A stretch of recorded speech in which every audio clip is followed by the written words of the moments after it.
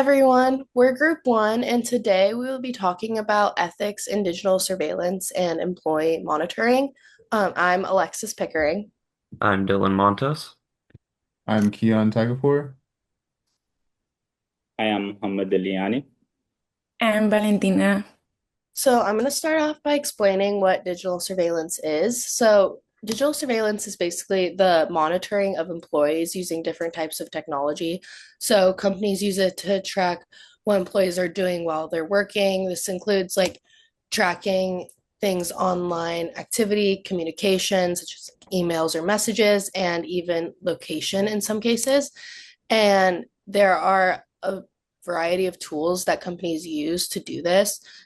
For example, they might use software to monitor computer usage, cameras to observe activity in the workplace, even GPS tracking for employees who are working outside of the office, so remotely. So it's not just one method, it's a combination of different technologies.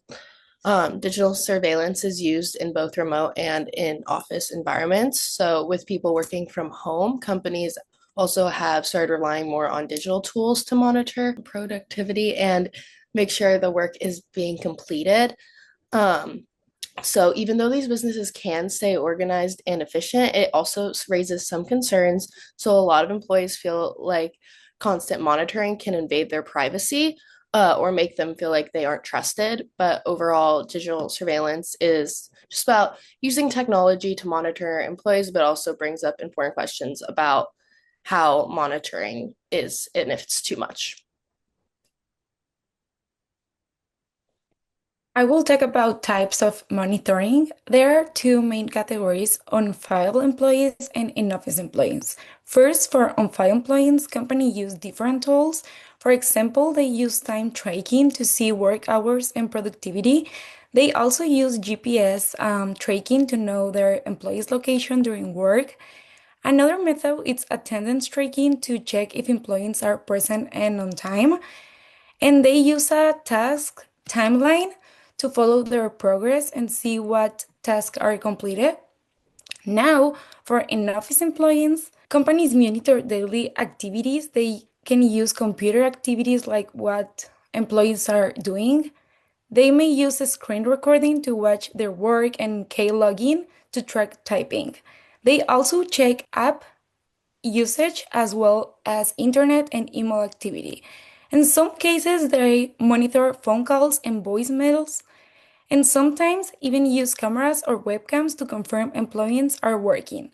Overall, these methods can help improve productivity and security, but they also can feel too personal if they are not used correctly. Now I will talk about the ethical issue. Workplace surveillance create many ethical issues. First, it can invade employee privacy. Companies may track typing, screens, location, or webcam use. This can make workers feel like they are being watched all the time. The second, it can reduce freedom and dignity. Employees are not machines, they are people. They should not feel like every small action is being controlled. Third, too much monitoring can cause stress. When people know they are always being watched, they may feel nervous, anxious, and uncomfortable. This also can hurt trust between workers and managers. Another issue is fairness. Some workers may be judged by only numbers, such as keystrokes, time online, or screen activity, but these numbers don't always show the real effort or quality of work. There is also risk of data mises. Companies collect private information, and that data could be used in the wrong way or shared without proper care. A quote from Nozick helps explain this idea. He says, individuals have rights, and there are things not a person or group may do, not them. This means workers still have right, even at work. So employees monitoring may help with management, but if it goes too far, it becomes an ethical problem. So, there have been some examples of companies taking this sort of monitoring too far. A lot of us, I mean, I'm sure everyone has heard about Amazon being extremely intrusive with their warehouse employees, where there's an example, obviously, where they track your scan rates, how long you're inactive.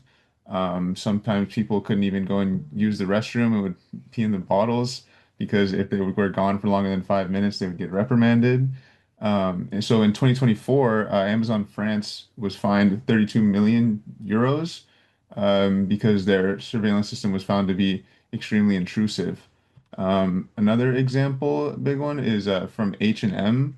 I believe H&M Germany. It was one of their service centers. The managers were collecting lots of detailed personal information about the employees through this software and about their family lives, their health, and all kinds of other private issues. So then in 2022, the Hamburg Data Protection Authority fined them $35 million because of these privacy violations.